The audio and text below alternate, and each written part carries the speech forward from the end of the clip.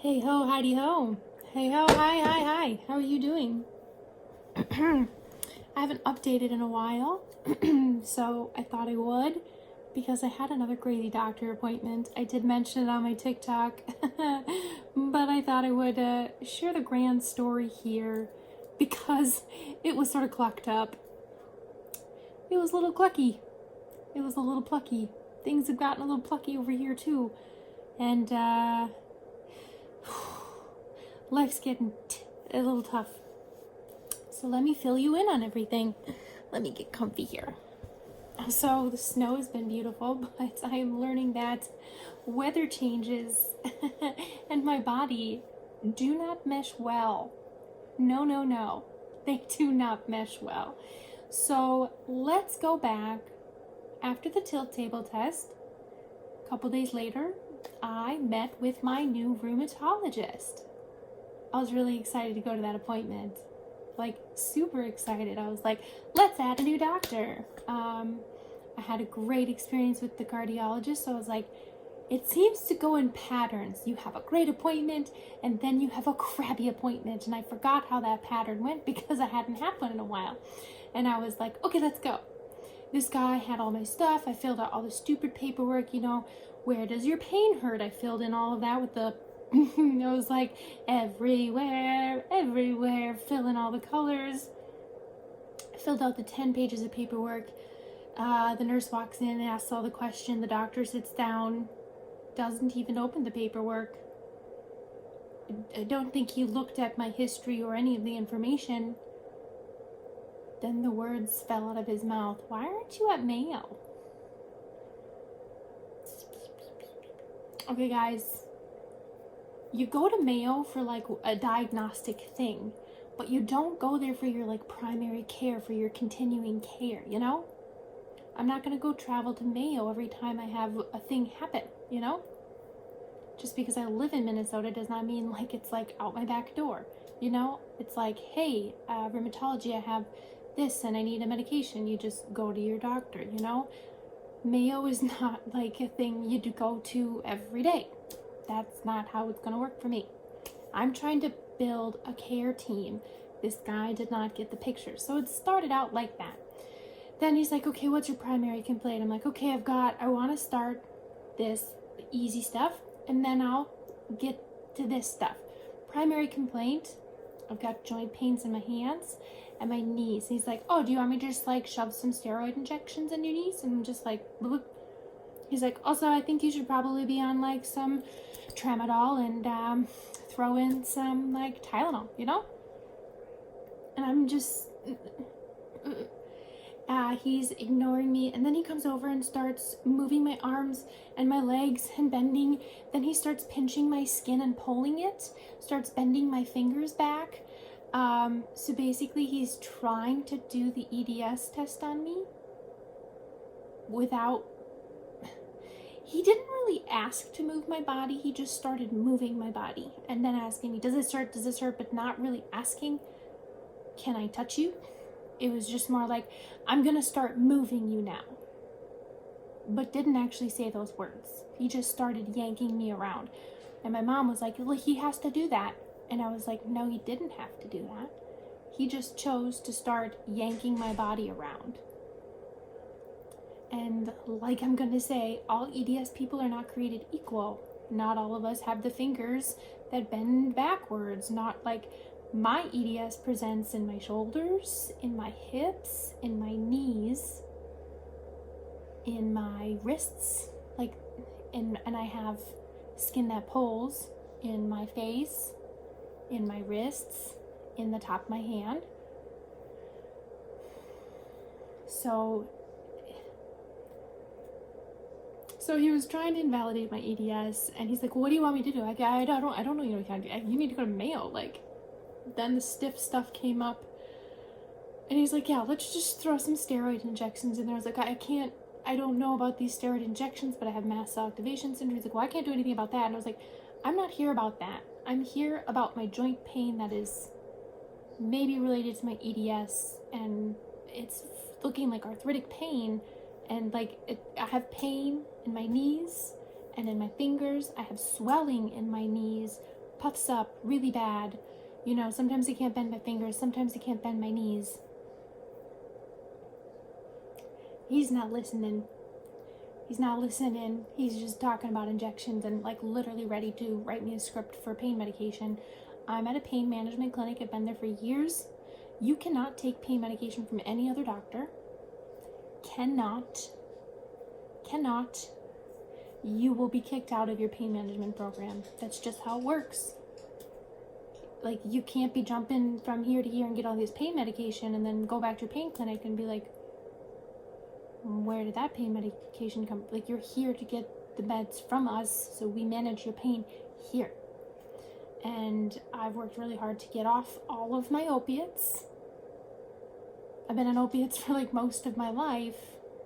And because of the stigma I was getting from doctors, because of invisible illnesses, and because of the EDS, and because of all of the somatic crap that they put on me last year, I was like, let me show you that I can manage all of this without opiates. And so I did it, and I dropped my opiates that I had been on for over 15 years of my life, and I've been on every opiate imaginable, pretty high doses, and I did it in under 2 months. No withdrawals, no problems, no nothings. And half of these people were like, you're gonna have detox, you're gonna need a rehab, I was like, no, my body doesn't have issues with it. Apologize, you can hear my dog rolling around. Anyway, so him trying to throw those meds back at me, I'm like, you also don't know part of my journey here. So from there, he offers to do x-rays of my hands and knees, and I said, this sounds great, thank you. Let's start there. And then he starts sort of walking out of the room. I'm like, this was literally like 5-10 minute conversation. It's like, I'm not done. I haven't even gotten into things I want to talk to you about. He's like, well, I don't know what else I can do for you. Like, you have this and this and this. Like, there's too much here. Like, I was like, can we run some labs? Like, can we check Lyme's? Because I'm pretty sure everybody's missed this. And I meant to say lupus, but I said Lyme's. And I said, can we just look at this? Because rheumatologists can look at a lot of other things that other doctors don't look at. And that's what I was looking at.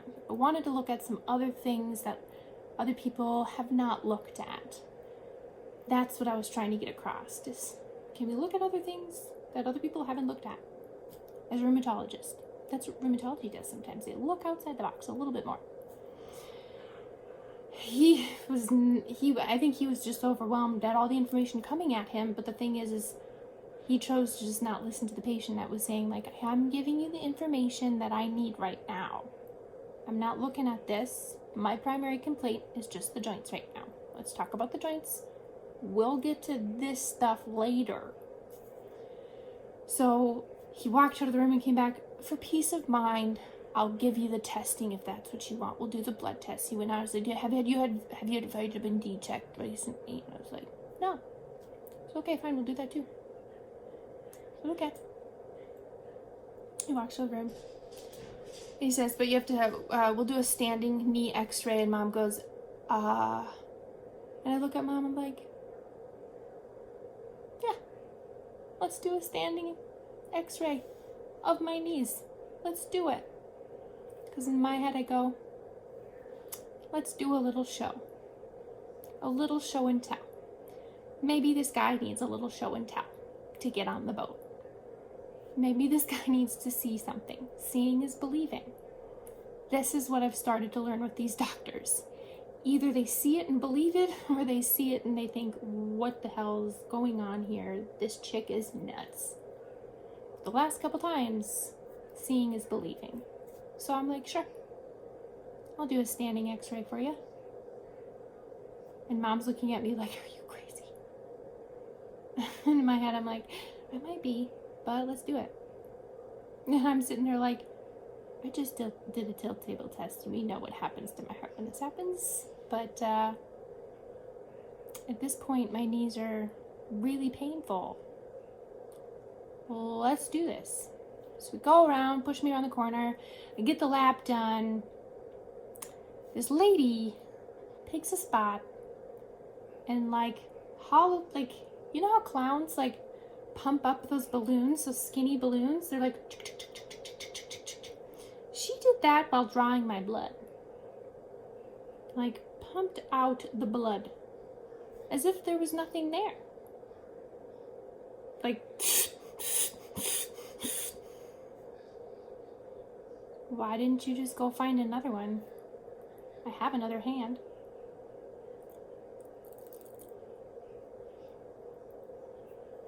She literally sat and I'm not kidding you, 5 minutes just on this little thing.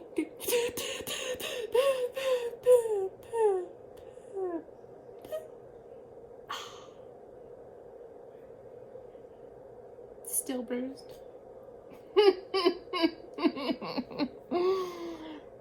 Literally rolled away and I was like, thank you. She's like, hope that was good. And I was like, yeah. I don't even know what to say to that. I've had some weird sticks recently, and that one topped the cake. I was like, I've had the IV was leaking. The blood didn't. So then it was time to roll over to x-ray. The lady came and Mom goes, do you want me to come with you into the x-ray?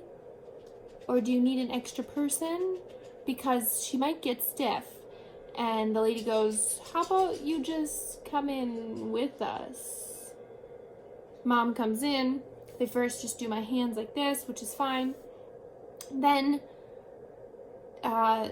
we realize that the one lady has to go behind the thing, and so they're like, we're gonna need another person to hold me up.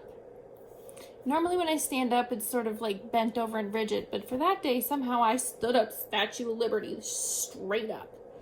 But because I went straight up, I got stuck straight up. So it was sort of like a 1, 2, 3 count off. I warned the lady next to me.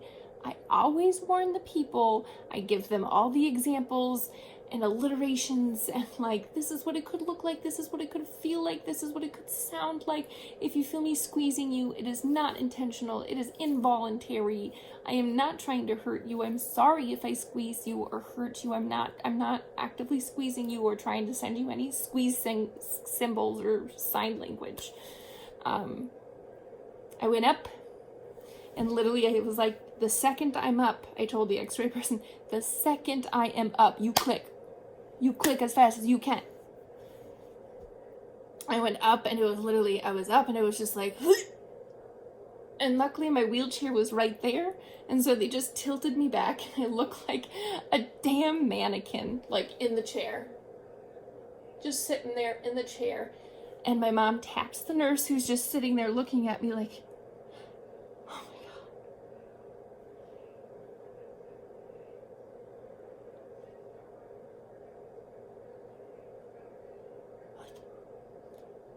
and my mom goes, go get the doctor now. And I thought it was going to take a while. The doctor might be an appointment. And that doctor came in so fast. And I was sitting there like this. Doctor goes, is it a seizure? Is she catatonic? And I look, I go, no, I'm here. I'm right here. I can hear you. I can see you. And he goes, oh, she's awake? And I'm like, yeah, I can hear you. I can see you. I'm awake. This time my jaw didn't go because I stood up, so it started from the bottom and it worked its way up. I've started from the bottom and I worked my way up. Yeah. So then like my arms were like this, my legs are straight up, and I'm just hanging off a wheelchair, and my muscles are just like this. And it's nuts. And he's just looking at me like this, and he goes,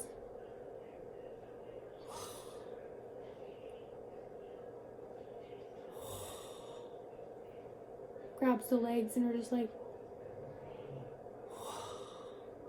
I've only seen one person like this in my life. Like, I've only seen one stiff case like this. And he's just like, whoa. He's like, that's stiff. And I was like, yeah, stiff attack. Stiff attack. I'm trying to get this diagnosed. He's like, I'm telling you should go to Mayo. And I'm like, and I'm telling you, I'm not going to go back to Mayo till I get the diagnosis and maybe need their treatment there and help. I'm telling you, there's a story about Mayo you don't understand. So then he said, let's get her in a room, because he can see the muscles are just like this. Try to get me around the corner. Can't get around the corner because my legs are hanging off the wheelchair. Finally, as we're trying to get around the corner, I turn into a noodle and I drop, and he goes, come here. Brings me and wheels me around the corner into the x-rays where you can see them. Shows me my hands. He goes, look, you have degenerative arthritis starting in your fingers. You have degenerative arthritis starting in your knees. Like he told me in the beginning, he's like, yeah, I don't think you have arthritis.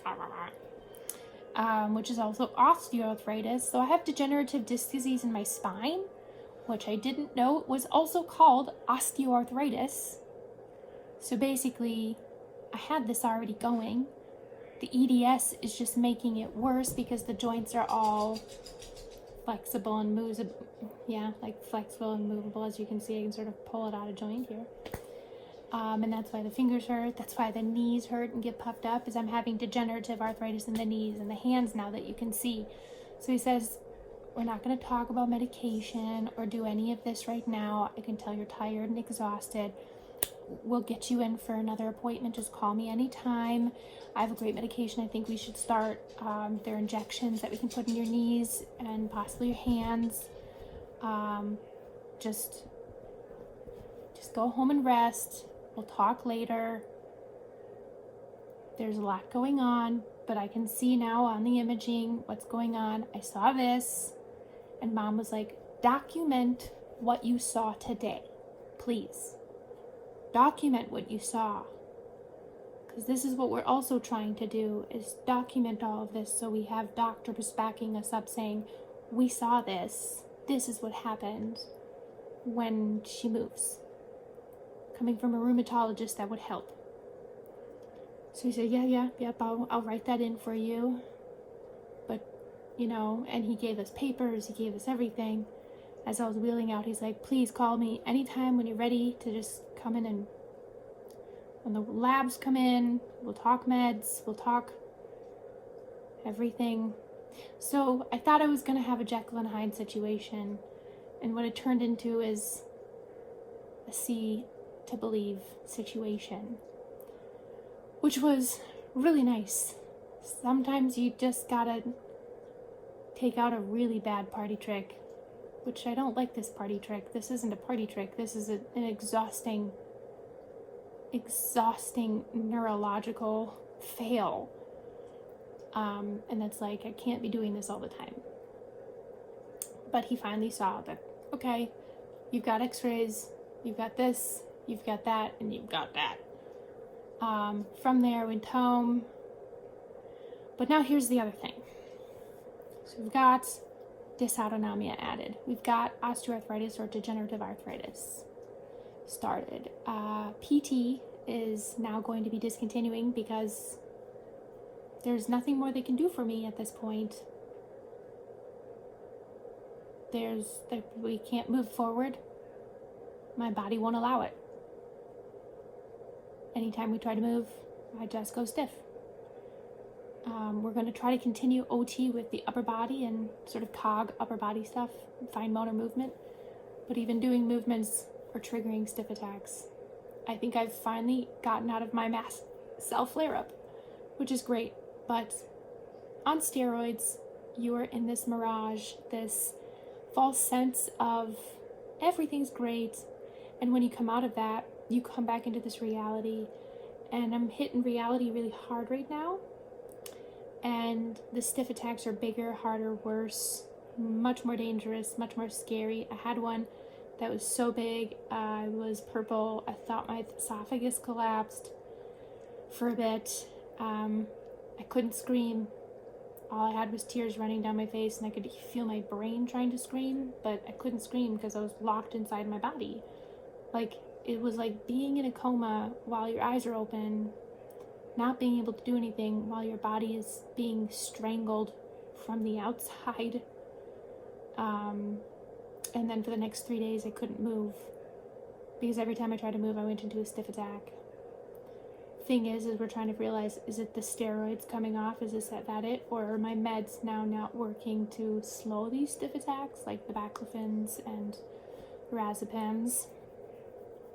I know I wasn't going to be talking about meds, but we're at the point now where we're here. So yeah, we need to get the pain doctor back in and talk to him about that. Because the neurological doctor and the movement doctor isn't until February. I messaged her and she says if there's a cancellation, she's going to try to get me in, but we have a long wait.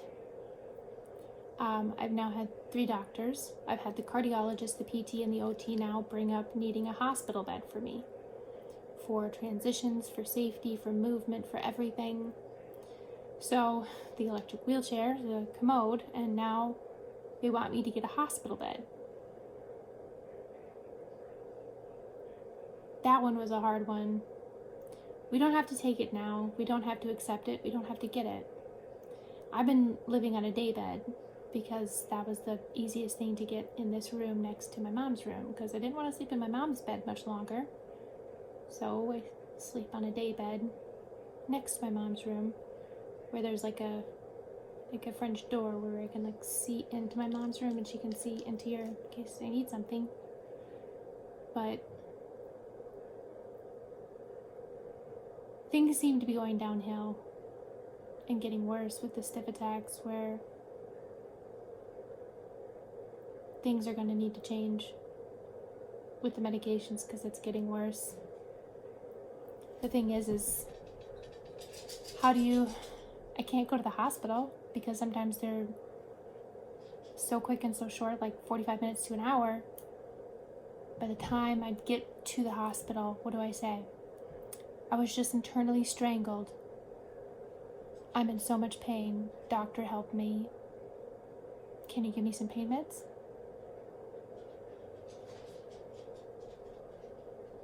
Who's going to listen to that?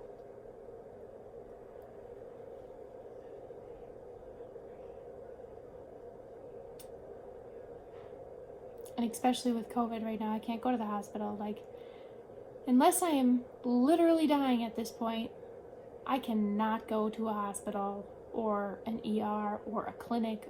Like, unless they're just these appointments, I am not going. Yeah. So that's where we're at. The stiff attacks are getting much worse.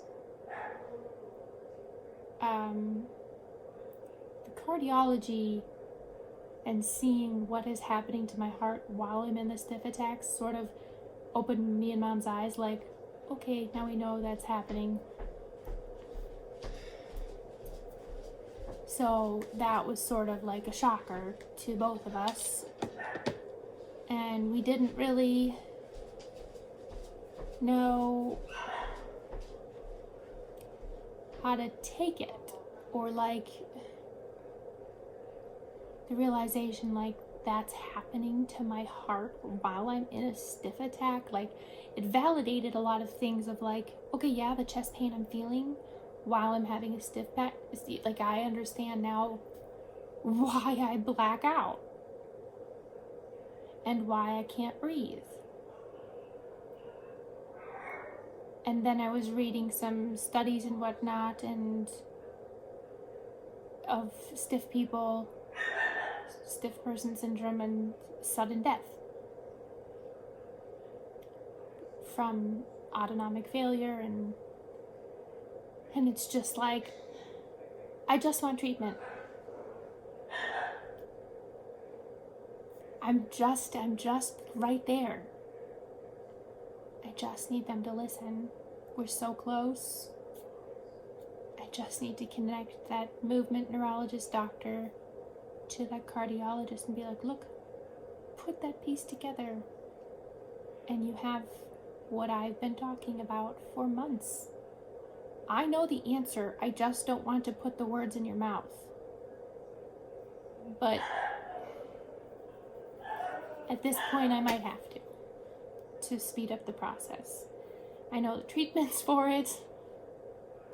I know what I need. My complex care doctor has already said, when do you want to start the insurance process for IVIG?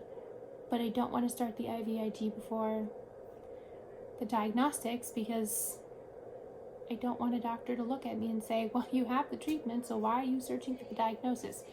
Because if something were to happen to me, I want a name to it. I'm not saying I'm dying. I'm just saying if something were to happen, I want a name to it. You know? Peace of mind. I'm a fighter. And I'm a fighter who wants answers, and I'm stubborn. And I'm connecting a lot of dots right now. So yeah, that's my rant on that. They've gotten much worse. But I found a bunch of great articles that I will be bringing to that appointment. And I had an echo done. The echo went great. My heart monitor should be coming in. Another one should be coming in tomorrow. So we'll be sticking another one of those back on me. I don't know why they want another one on me. Makes me slightly concerned that they're seeing things and they're just not telling me about it. Just tell me. Just tell me. I know there's something going on. Just tell me. So, yeah. I have my PCA. She came in for the second time. I love her so much. She painted my fingernails and my toes. And she helps me pick up my outfits. It's great to have a companion. And it's great that my mom gets a day off. It's nice for her to have a day off. It's relaxing for her. So yeah, that's what's been going on. It's a lot of going on. So yeah, I'm losing the PT, keeping the PCA, keeping the OT, but the governor here in Minnesota has just dialed back, as he says, some of the restrictions, and so I fear that some of these appointments might get canceled. Non-essential things, the numbers are spiking really bad. We're down to 10-person groups again, and can't go out past 10 o'clock. Bars and everything have to be closed by 10 o'clock. Nothing can happen between 10 p.m. and 4 a.m. And there's all these rules. But I think that's just the beginning here. The numbers are really, really out of control. So the people in the chronic illness world around here are getting a little bit antsy that we're going to lose some of our things. And it's like, I'm just getting rolling. I'm just getting good. So we're sort of just waiting for these news announcements to be like, okay, what's next? So prayers on that, good vibes on that we can keep our appointments and keep rolling and keep going, because it's like, it took me a long time to get this stuff going and get these answers. And now that we're like really rolling, I don't want it to just get stopped by COVID. Like, stick up my nose every day to get in that building. I'll do it. Wrap me in bubble wrap. Put an oxygen thing around me. I'll do it. If it gets me answers and gets me treatment, I'll do it. At this point, I'll do it. I'm ready to fight and I'm ready to live. I am too young to give up. Okay, guys. Long enough rant? I love you guys. I hope you're having a low pain day. I hope that you are going well on your health journey and finding your answers. Remember, do not stop advocating. Do not stop fighting for yourself. Do not stop standing up for yourself. Speak up. We are paying the doctors, at least in the U.S. system. We are paying the doctors. So when you go in, give your speech. Give your speech. This is your health journey. So when you go in, take control. Grab the bull by the horns and tell them, hey, This is what's going on in my life. These are my concerns. This is my body. And if they tell you something that just doesn't feel right, tell them that doesn't match what's going on. That doesn't feel right to me. The diagnostic does not match me. Please don't put that in my chart. I don't feel that is correct. And if you're butting heads and you're just bashing and bashing and bashing, that's not a doctor to work with. That's time to say goodbye. Don't sit and bash heads with the doctor. Just walk away. Just walk away. You don't need to sit and bash heads with the doctor and waste time and waste money. And if you walk in and a doctor has an attitude from another patient, that is not your problem. And you should probably say, hey, I'm a new patient. The past is the past. Well, I've had phone calls cutting me off on my videos today, and something miraculous literally just happened. So I took advice from a TikTok video that said, you know what? You can call those specialists and be like, hey, is there an appointment that possibly can slide in? The worst they're going to say is no. That February appointment I'm waiting for, I just got in next week for that movement specialist with the doctor that I needed to see. So things are moving. I'm going to get in next week with this doctor that I really need to get in with. Who knows that I'm coming in to talk about stiff person. So this next week, I'm going to be literally putting the papers together, writing my story, and putting everything together. I am so excited. I hope you have a low pain day. I hope you have a great health journey day. I hope you're getting things done. I hope you have a great day. Peace, love, and Cookie Monster, guys. I love you. Thank you for your support. Come find me on TikTok on Tons Chelsea. Come find me on Instagram on Tons Chelsea. Come find me on Facebook as Chelsea Lawrence. You'll find me everywhere. I love you guys.